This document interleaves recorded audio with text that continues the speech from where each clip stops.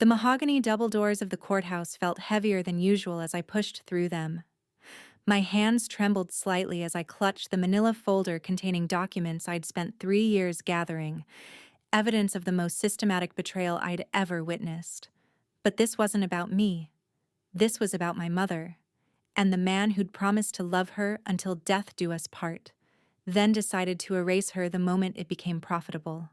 According to YouTube analytics, 99.3% of viewers are not subscribed. That's a huge number.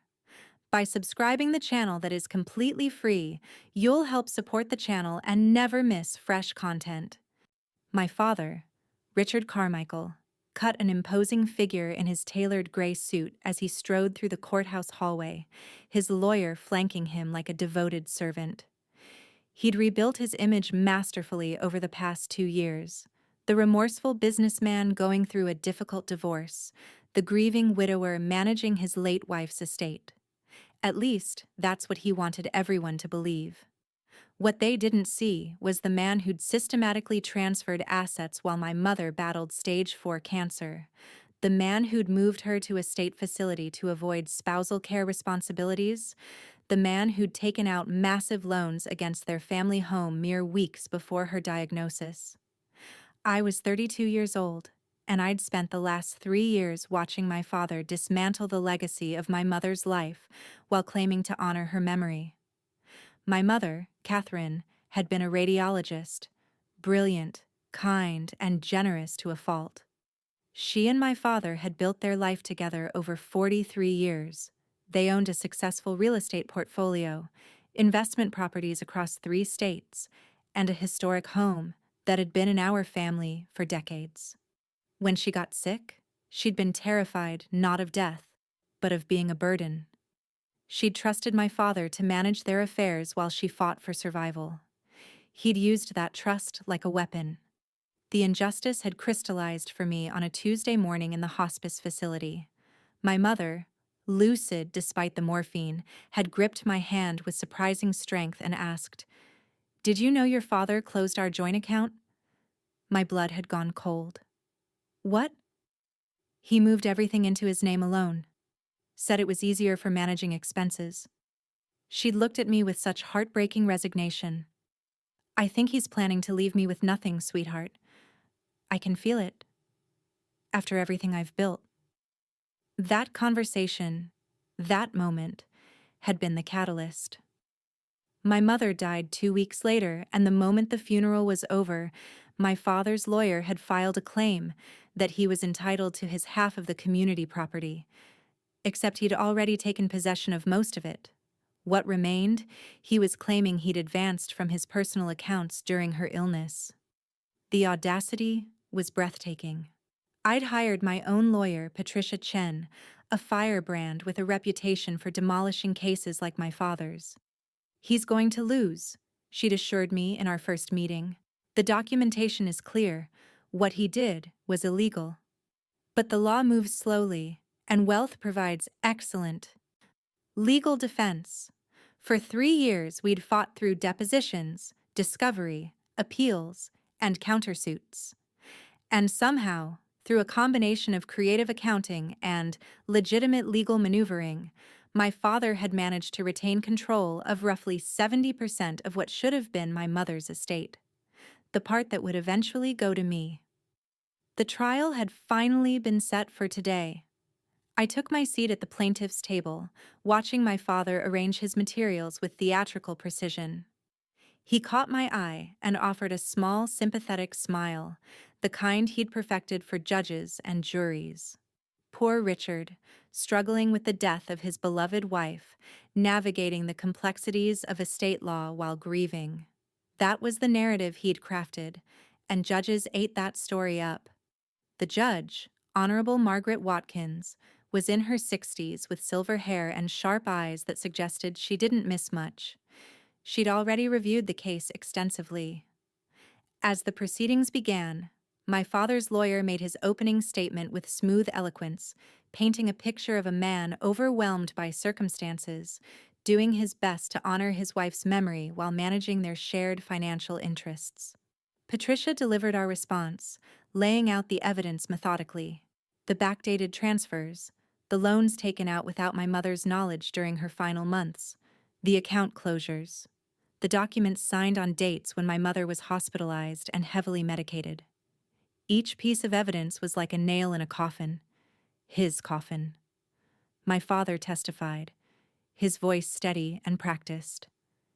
He wove a narrative of good intentions, of a man trying to protect assets during a medical crisis, of someone who'd made mistakes, but never with malicious intent. He cried at just the right moments.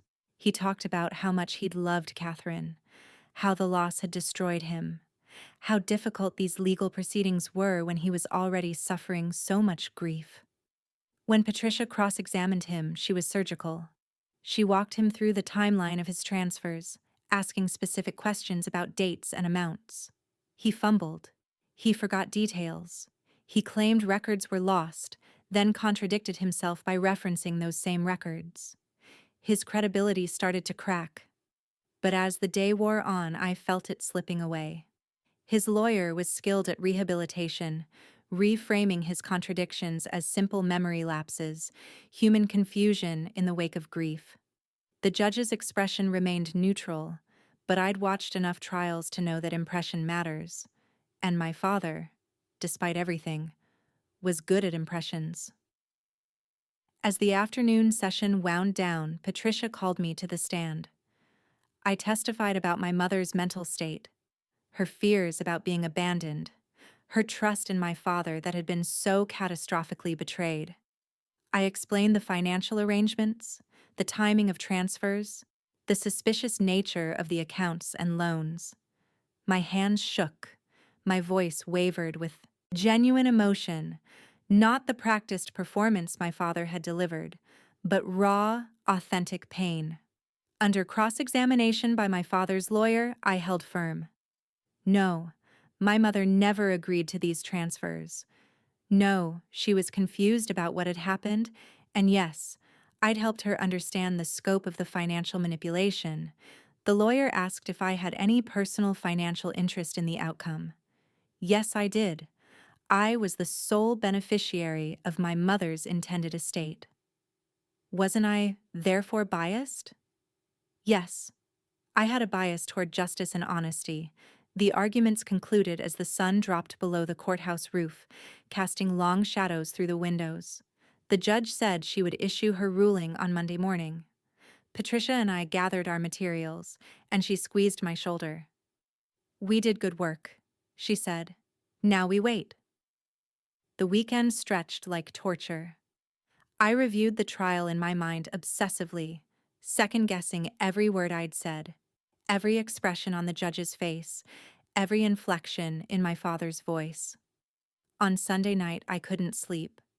I kept thinking about my mother, about how she'd gone to her grave worried about her legacy being stolen. At least she'd known the truth.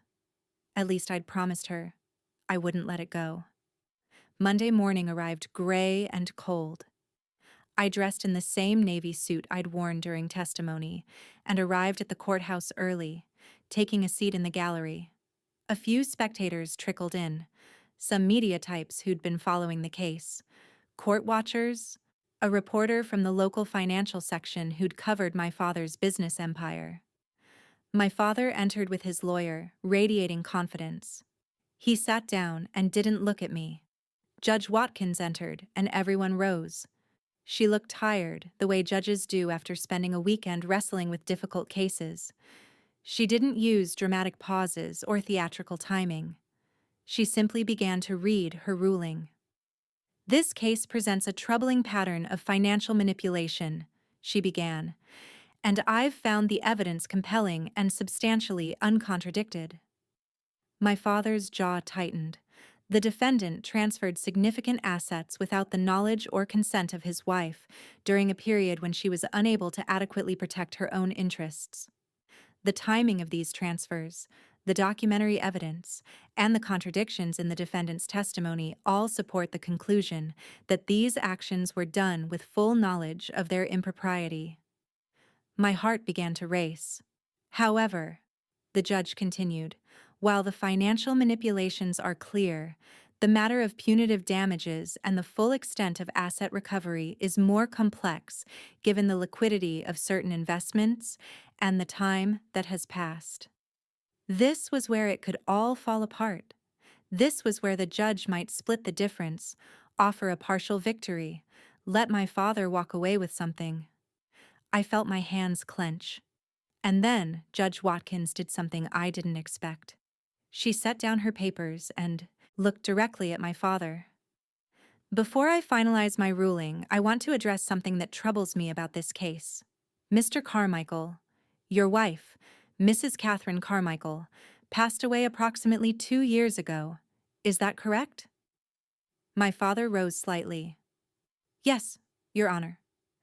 And during her final months, you were transferring assets into accounts solely in your name? Your Honor, I was trying to protect. I didn't ask you to explain. I asked you to confirm. Yes or no? Yes. The judge turned to me. Your mother, Catherine Carmichael, what was her profession? I stood. She was a radiologist, Your Honor. And was she working during the period when she received her cancer diagnosis? No, Your Honor. She stopped working immediately. So she would not have been able to independently verify what was happening to your family's finances? No, Your Honor. Sit down. I sat, my heart pounding. Judge Watkins removed her glasses and rubbed her eyes. When she looked up again, something had changed in her expression. Not anger. Something deeper. Recognition, perhaps. Disappointment. 23 years ago, she began, her voice quieter than before. I sat where the plaintiff is sitting now. My mother was a radiologist, too. She had a husband who loved her, or so I thought. When she got sick, he became very concerned about protecting the family assets. He transferred everything. And while my mother was dying, worried about leaving her children unprotected, he was already dating his next wife. The courtroom had gone silent. My mother never recovered financially, even after treatment. She died with nothing because my father had already taken everything. I inherited her medical debt and his betrayal. She paused, and I realized there were tears in her eyes. That's when I went to law school. That's why I became a judge. Because the law should protect people who are vulnerable, not enable their exploitation. She put her glasses back on and looked at my father. This court finds in favor of the plaintiff, she said. All transferred assets are to be returned to the estate. The defendant is ordered to pay punitive damages in the amount of $500,000. Further, the defendant is ordered to pay the plaintiff's legal fees in full. And finally, the defendant is ordered to pay restitution to the estate of Catherine Carmichael in the amount of $2 million, representing the projected growth and value of the assets that were inappropriately transferred. The room erupted. My father's lawyer immediately began murmuring about appeals, but the judge wasn't finished. The defendant may wish to know, Judge Watkins said, leaning forward, that I'm recommending the State Bar Association review the conduct of counsel in this matter, and I'm also recommending the State Attorney General's office investigate potential criminal financial abuse charges. That's separate from the civil proceeding. That's the state deciding whether Mr. Carmichael's actions rise to the level of elder financial abuse, which, in this state, carries criminal penalties. She gavelled once. This court is adjourned. The gallery erupted into whispers and motion. Reporters immediately began texting. My father's face had gone white, then red. His lawyer pulled him aside, and I could see them having an urgent, heated conversation. My father looked at me once, and in that moment, I saw something I'd never seen before. Fear. Real, primal fear that his carefully constructed world was collapsing. Patricia appeared at my side and pulled me into a fierce hug. We did it, she whispered. We actually did it. But I wasn't thinking about the ruling. I was thinking about my mother. I was thinking about how she'd died believing she'd been abandoned, and how the universe, through the unexpected empathy of Judge Margaret Watkins, had finally offered her spirit something like justice. I stood and walked out of the courtroom into the hallway. My father and his lawyer were there, engaged in what appeared to be a serious dispute. My father caught sight of me, and I could see him calculating. Should he approach me? Should he try to negotiate? Should he try to salvage something? I walked directly toward him, and he seemed to brace himself as if expecting confrontation. But I didn't come to fight. I came to say what needed to be said. For my mother, for the years of lies, for the systematic betrayal of trust that should have been sacred. I got close enough that only he could hear, and I leaned in slightly. I wanted to see his face when I said it. I wanted him to understand, in that moment, that there were consequences to what he'd done. That betrayal doesn't disappear just because you're clever enough to hide it for a while. I whispered 2 words. She knew. His face went absolutely white. His eyes widened, and I could see him mentally spiraling. What did I mean?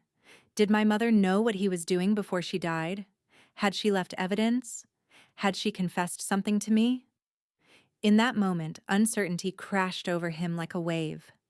The truth was simpler and more complex than he could know. My mother had known, not the specific details perhaps, but she'd known her husband's character. She'd known, in the way you know something deep in your bones when you've lived with someone for 4 decades, that he was capable of this. And in her final moments, she'd made sure her suspicions were documented in a letter to me, sealed and notarized, a letter that had arrived with her will. I'd never needed to use that letter. The financial evidence had been enough. But my father didn't know that. In that moment, he was imagining all the ways my mother might have known, all the evidence he might have missed, all the conversations she might have had beyond his knowledge. His lawyer pulled him away, muttering something urgent about needing to talk to an appeals attorney. My father allowed himself to be led down the hallway, but he kept looking back at me with an expression I can only describe as haunted. The next 6 months unfolded like a reckoning. The criminal investigation did move forward, and while it ultimately resulted in a plea deal rather than a full trial, my father was required to make additional restitution and was placed on probation with special restrictions regarding financial transactions. His business empire, already battered by the publicity of the case, suffered significantly. Several major investors pulled out. Board members resigned. He was forced to step down as CEO. But perhaps the most devastating blow was social. The local society that had embraced him, that had admired his philanthropy and his supposed grief, they learned the truth. Friends became distant. Clubs revoked memberships. The narrative of the grieving widower transformed into the story of a man who'd abandoned and exploited his dying wife. It was a transformation that money couldn't reverse. For me, the settlement allowed me to establish a scholarship in my mother's name for young women pursuing medical careers. It paid for Patricia's legal fees and funded a trust that enabled me to take a year off work to finally process the grief I'd been too angry to feel.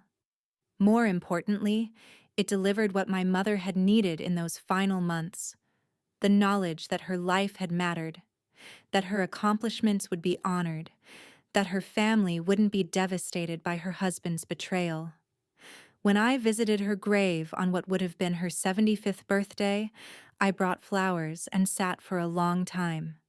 "We did it, Mom," I said finally. "Justice isn't always clean, and it doesn't undo the pain. But it's something. It's acknowledgement. It's evidence that your life had value and what he did was wrong. No amount of charm or clever accounting could change that." I don't believe in cosmic justice or karmic retribution in the supernatural sense. I believe in documentation, in diligence, in the power of sitting with the truth no matter how uncomfortable it is. I believe in judges like Margaret Watkins, whose own trauma enabled her to see through lies.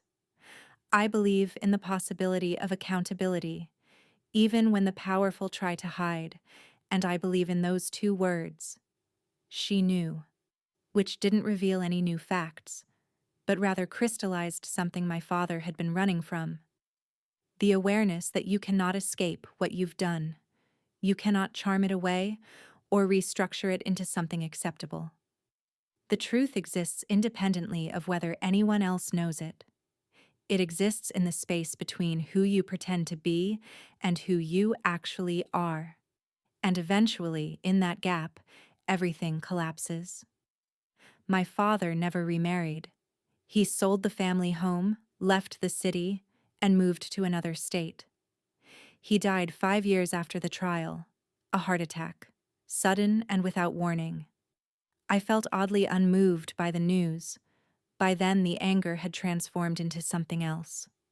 Not forgiveness exactly, but a kind of indifference born of understanding that my father was his own greatest punishment. He lived the rest of his life as a cautionary tale, a man who'd sacrificed his soul for money he couldn't even enjoy. And I lived on, knowing that I'd honored my mother's memory not through revenge exactly, but through truth. Through refusing to let her story be rewritten by someone else's narrative. Through insisting that what she'd built, what she'd accomplished, what she'd contributed to this world would be remembered, not as footnotes in the story of a man's grief, but as the legacy of a remarkable woman who deserved better. Judge Margaret Watkins and I became unlikely friends. We'd meet for coffee occasionally, and she'd tell me stories about her mother, about how the courtroom victory we'd won together hadn't healed her completely, but it had enabled her to move forward. She'd also tell me about the other cases she'd decided differently after ours, cases where she now looked for the hidden betrayals, the systematic exploitation masked as care. Your mother saved other people, Watkins said to me once. Her story, your courage in fighting it, it changes how I judge. It changes what I see. That was the final piece of justice my mother received. Not just a ruling in her favor, but the knowledge that her story would echo forward, preventing future betrayals, protecting future vulnerable people from predators who wore the mask of devotion. And that, I think, is what true resolution looks like. Not closure exactly. Some wounds never fully close, but transformation. The pain becomes purpose. The betrayal becomes a teaching. And the person you've lost becomes someone who, through your actions, continues to shape the world long after they're gone. That's what my mother did. That's what those two whispered words released into the universe. Not anger, but finality. Not revenge, but acknowledgement. And in the end, that was enough.